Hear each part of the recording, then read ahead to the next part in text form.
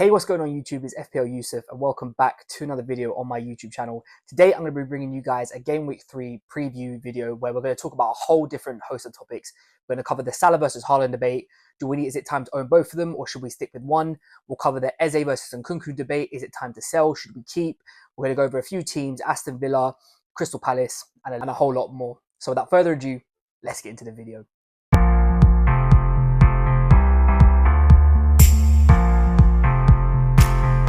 Okay, welcome back everybody. Thank you so much for joining me here today on my YouTube channel for another video. Before we get into this one, if you wouldn't mind dropping a thumbs up and subscribing down below, it would be greatly appreciated. So let's kick off the debate with the biggest question I feel that's going around the FPL community right now. And that is, should we go for Haaland? Should we go for Salah? Or should we afford and just try and find the money to get both of them? Now, I don't necessarily think there's a right or wrong answer to this question. I think both assets offer different routes to points for different reasons. Now, obviously, with City, Haaland is their main threat. He's the main goal scorer. We all know he's going to finish top goal scorer at the end of the season and he will get the most goals. Whereas Salah, on the other hand, offers the goal threat, maybe not to the extent that Haaland does, but also the assist threat. As you guys can see on screen, after 2 games, they are literally level on points. Both of them have got 24, which means they're averaging 12 points a game. I think this is kind of what you pay the premium assets for, is that you want them leading the way for points, but you know that on any given day they can go off. We saw Haaland, this week bag a hat-trick with 17 points. Salah once again got himself into double digits, which is just what he does. Even if he's playing poorly, he just seems to tick over. And I know with the upcoming game weeks, between game week 4 and game week 6, there's going to be a lot of people looking on a wild card. And that is the question that we're all trying to ask ourselves really is, should we get both of them in? But at the same time, it becomes a detriment to the rest of your team. So I think this is very team dependent, but also very dependent on what you want as a manager. I think over the course of the next few weeks, as we can see on screen, Salah does slightly have the better fixtures, and that's because Haaland does play Arsenal in game week 5. So I think when you're buying these premiums, captaincy does have to come into thought about it. Now, like I said, Salah got 2 home games out of the 3. One of them, obviously, the game coming this week is away against Man United, which I think most people, like I said, will be wildcarding in game week 4. So you're probably going to miss that. Now, when you're paying the premiums and these players are upwards of 12.5, Salah's got a price rise of 12.6, I believe, or he's even on course to have that. Haaland's already gone up to 15.1. So when you're paying the money for them, you want to make sure that these guys are pretty much being captained nearly every week. So this is the big question around them. So Haaland is significantly more owned than Salah, and I think that is because a lot of people realize that he will be pretty much involved in 95% of City's goals, whether it's the actual scoring, which probably he will do, but he also does pop up with assists, whereas Liverpool, I think there's a little bit more cover in terms of Diaz will chip in with goals and assists, Jota will, Trent from right back, Robertson from left back. I think the goals are spread more around Liverpool as opposed to Man City, where they're kind of playing towards Haaland. So for me, if I had to choose one, as of right now in my team, I've only got Haaland. I am seriously considering Salah though, but my biggest issue with it is that whenever I try to build a draft with Salah and Haaland together, the rest of the team suffers. I don't get an Arsenal defender in there, which for me, they've started the season just as we'd expect. 2 clean sheets from 2. Maybe the Villa one was a little bit lucky. We're going to come on to that a bit later. But this is what I mean about owning both of them, is that the rest of the team suffers. Now, it's not to say that Salah and Haaland can't score you points. My thing is just, I don't know on an off day that they blank if your overall rank and the team will suffer because you're investing so much money into these players. So for me personally, as much as I would love to have both of them, I think, at least for the time being, I think the right move is to go for just one of the premiums and spread the money elsewhere. And I think the reason why we see Haaland's percentage owned is a lot more than Salah's is because you have the likes of Jota in at 7.5, Luis Diaz is 7.5. They're very affordable midfielders who, we're not saying that they're going to cover Salah to the T, because we all know Salah's on penalties. He is Liverpool's main goal threat and he will get the most points. But when you look at Jota and Diaz versus the options that City have, one, you're never sure who's going to play for City, whereas Haaland will play and he will play 90 minutes. But 2, like I said, the goals are spread more around Liverpool as opposed to City, where Haaland is that dominant figure. So yeah, for me, just to summarize this section, I think I personally would still be sticking with owning Haaland, despite the fact that Salah has got better fixtures to captaincy. Now, there is a scenario where you jump between them and you get on Salah for a couple of weeks, maybe if there's any time to get rid of Haaland, now would probably be that time. West Ham away, you'd imagine Man City would win. I don't think it's going to be an easy game. Brentford at home, okay, they could go big there, but then obviously Arsenal is a big one, followed by Newcastle. So, fixture-wise, Liverpool do definitely have the better fixtures. And maybe there's an option there to just maybe drop Haaland for a couple of weeks, go to Salah, and then once Salah's fixtures change and Haaland's fixtures change back to good, then you just make the swap back. It's a lot of transfers, obviously, that's the only thing with it. But I think in terms of the overall squad, I think just sticking for one is probably the right decision right now. Now, the next big question that I feel like surrounded the community, and I think a lot of people are invested in these two players, is Eze and Nkunku. What do we do with them? Should we sell now? Should we keep them? What's the best thing to do now?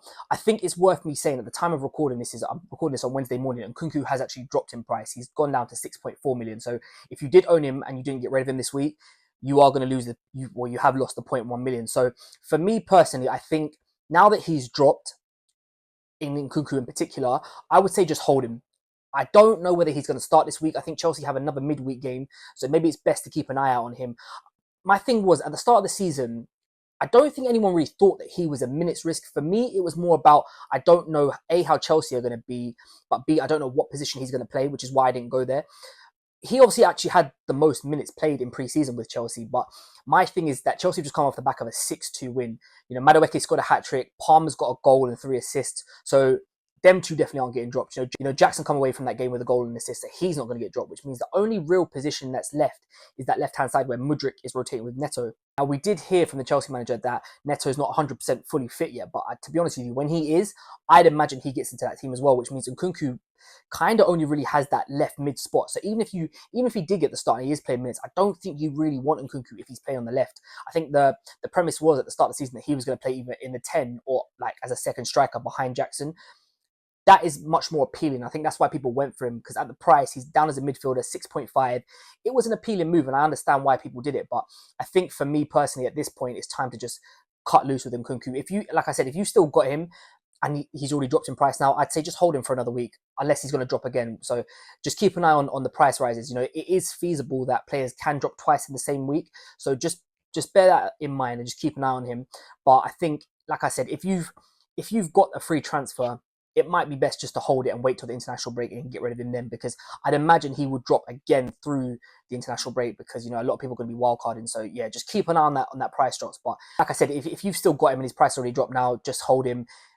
It's one of those things that, you know, it just didn't work out for whatever reason. I mean, it's not to say that Nkunku can't come good throughout the season, but I think for right now, for me personally, if I was advising, I wouldn't be going anywhere near him, and I'd be trying to get off of him as soon as possible. The other part to this is Eberechi Eze, who I think he's been incredibly unlucky, but it was something I spoke about in pre-season. Now, I know a lot of people were on Eze, 1, because of his price, 2, because he's on set pieces and penalties, 3, because the way Palace ended last season. All those factors made him, on paper, a good asset. You know, Palace had a decent start to the season in terms of fixture-wise. The biggest problem I had with Eze, and I spoke about this in pre-season, this is the reason why I didn't go there. I actually owned Eze last season at the start, and he was sort of hyped up, not as much as he was this year, but he was on the same tracks of Palace have got good fixtures. He's on a lot of set pieces for them. But what I found was Elise was injured at the time, so it was just Eze and Mateta. And Mateta at that point was sort of in and out of the team. It was sort of being rotated with him and Edouard. And Eze was getting chances, he was creating chances, but he was not getting no returns. I think I owned him for the first sort of 5-6 game weeks of last season. And I think he ended up just getting 1 assist throughout of it.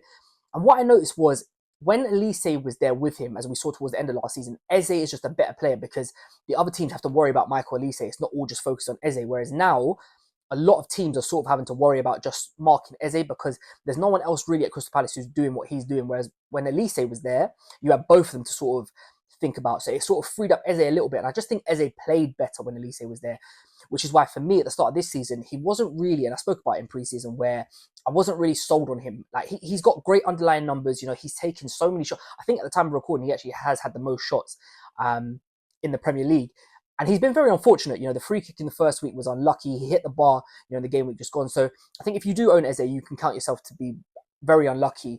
The one thing I will say is you have to be mindful. So he's still currently at 7 million, but he is, I think, about 97% close to a price drop. So if not by the end of this week, if he blanks again, he will definitely drop next week. So I think if budget is for you, is something you're watching right now, and, you know, that 0.1 going down will affect future transfers, maybe it's time to sort of get red. The hard part is that obviously he plays Chelsea this week, but the game week after the international break is against Leicester at home. So I'm going to come on to the Crystal Palace fixtures later. I've got a whole section on them because I own Munoz. But this is the big thing, is that, like, even if you get through this week and Eze blanks, are you really going to sell him before Leicester at home? I'm not sure how wise that would be. So it's one definitely to think about. I think, like I said, if you're not worried about the 0.1, it's not going to block any moves. I would say just hold Eze for now. If, however, if Eze drops in price, it's going to affect future transfers moves from you, then maybe it might be worth looking at, seeing if you could jump up a 0.5 to a Jota or to a Diaz, or maybe drop down to, a 5.5, Minte, or, 6.5 Matoma. There's options all around his price bracket, which is the good thing about Eze. But yeah, like I said, for me, if the price isn't going to bother you, just hold him for now and just wait and see after the international break. But if it is and it's going to affect future transfers, then maybe you might have to use your free transfer just to get him out.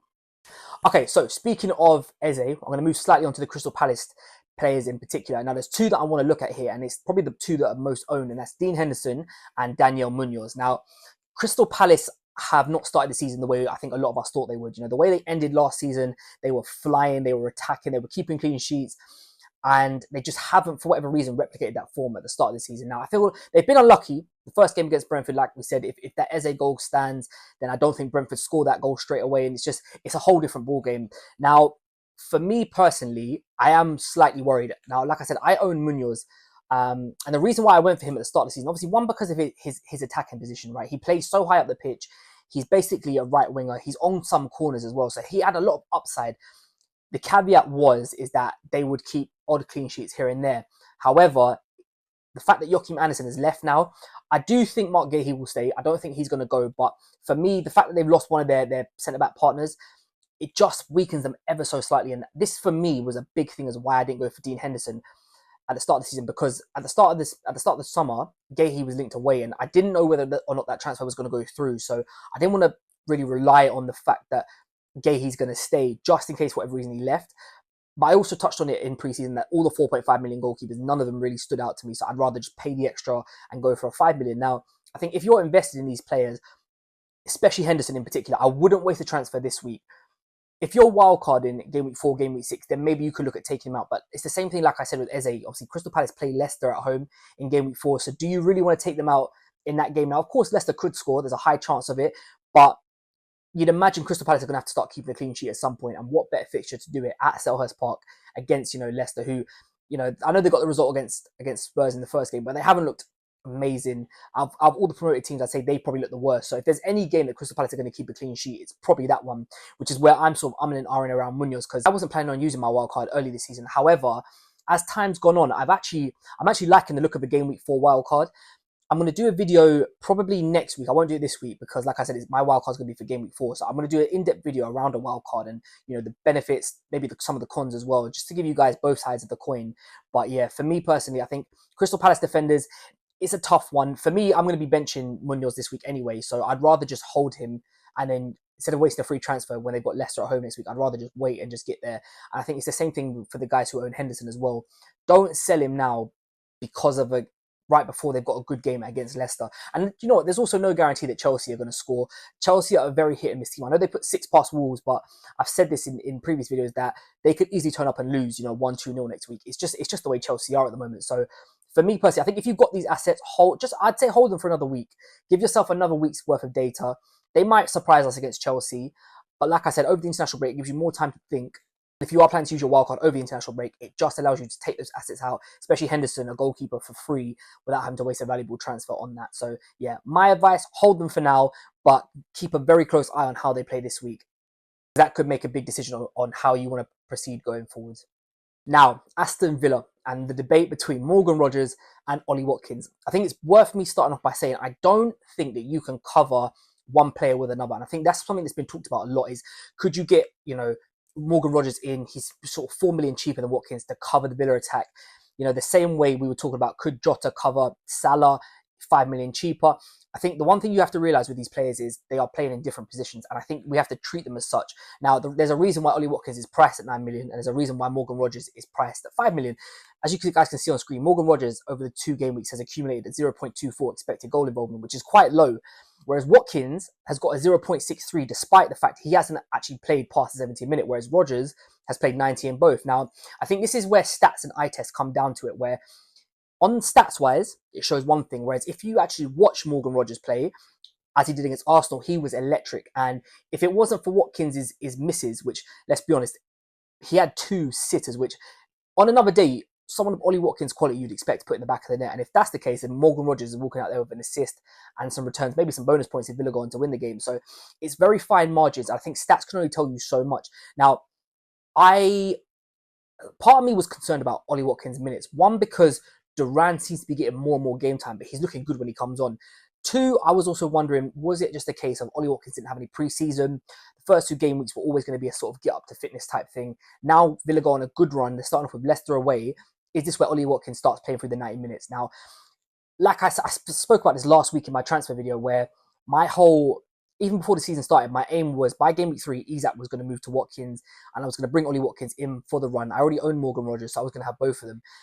I think at the time of recording, my plan is still to do that, to still move Isak to Watkins. You know, it's why I moved Konsa down to Greaves last week, was just to free up the 0.5 million to move from Isak to Watkins. It is worth me noting that at the time of recording, Watkins is actually 97% close to a price drop, so he's borderline on the verge of dropping to 8.9 million, which, you know, by the time we get to the start of game week 3, that could happen. So I think that's worth a thought, just saying hold your transfers for now. Obviously there's midweek games going on as well this week, so just if you can hold the free transfer, I would say let it go all the way to the Friday, maybe even the Saturday morning, just to get as much information as you can. As you can see, Ollie Watkins is still quite highly owned. You know, he's around 30%. And, you know, this was the one thing I didn't understand, is why I saw him being mass sold, is that the first 2 game weeks, you knew that Villa were going to have a tough game in game week 2 against Arsenal. Now would be the time that if you went Watkins at the start of the season, you were holding him for this run as they come on to. I think Morgan Rogers is a great enabler as well. You know, at 5 million, he's still fairly low owned. You know, he's gone up to 5.1 now. He did get a price rise, but he's only 11. He's still under 12% owned, which for me, I think people are probably just waiting to see how he gets on through the run. But from what I saw in the Arsenal game, he could genuinely do some things over these next sort of 3-4 weeks, which I think if you're targeting Aston Villa, this is the time you want to jump onto them now. So, like I said, I don't think we can really compare assets because they are 2 different players in 2 different positions. Obviously, if Watkins scores his chances, he's walking out there with a double-digit haul, bonus points, the lot. And I think this is a completely different conversation. I don't think you'd see people mass selling him the way we have over. It's a little bit of a knee-jerk reaction, but you know, it's just, that's just FPL. You know, people get annoyed at their assets very early on. But like I said, if you've got Watkins and you've stuck through the first 2 weeks, just hold him, keep him for the next sort of 3-4 weeks, because Watkins is class, and you know he's always bagged double digits ever since he's been in the Premier League. Usually he's sort of 15 to 20 goals, so you know he's going to come good. And I think if there's any chance for him to get on a run, now is that time. And obviously, like I said, he's been brought off the first 2 games around the sort of 65th minute. I think now going into game week 3, we'll probably see close to 90, if not the full 90 anyway. So yeah, on these 2 assets and on Aston Villa in particular, I like both of them. Morgan Rogers is a great enabler. Ollie Watkins, I think he will come good. And I think if you are looking to make the move this week, I wouldn't be put off by the minutes. Like I said, I think that's just a fitness thing, and just trust in that, you know, he is class, and he is 9 million for a reason, because he will score goals. And I think this coming run that he has on fixture wise might be the start of him opening up his scoring account and hopefully getting a few over the next couple of weeks. Okay, thank you guys so much for watching this video. If you have enjoyed it, don't forget to drop a thumbs up and subscribe down below. I will be back probably Thursday or Friday with a final team selection video. Like I said, I was gonna do a wildcard draft this week, but I'm probably gonna wait till next week now, because I feel like a lot of people are looking at game week 4 and game week 6. So what I might do is I might do one for both, just so you guys can see pros and cons about wildcarding from game week 4 and game week 6, because both have their advantages, both have their disadvantages. So I'm going to do that. I am personally considering a wildcard in game week 4, not because my team's in a bad state, because I'm actually really happy with it, but just to take advantage of some fixtures coming up. And I think this was the big thing. A lot of people were talking about the fact that, you know, there's 5 transfers now and you can roll them. Should we just be like holding the wildcard and just waiting to accumulate transfers? But what I would say to that is, by doing that, it's a good strategy long term, you know, if you've planned your team out, but you may also miss out on some instant returns like now. Whereas when you wildcard, you can change the whole team versus having to wait sort of 4 or 5 weeks to make subtle changes here and there. So there's pros and cons to everything. Like I said, I'll go over it in more detail throughout the international break. We'll have 2 videos, one for game week 4, one for game week 6. So thank you guys so much for watching this video. If you have enjoyed it, don't forget to drop a thumbs up and subscribe down below, and I'll catch you guys next time.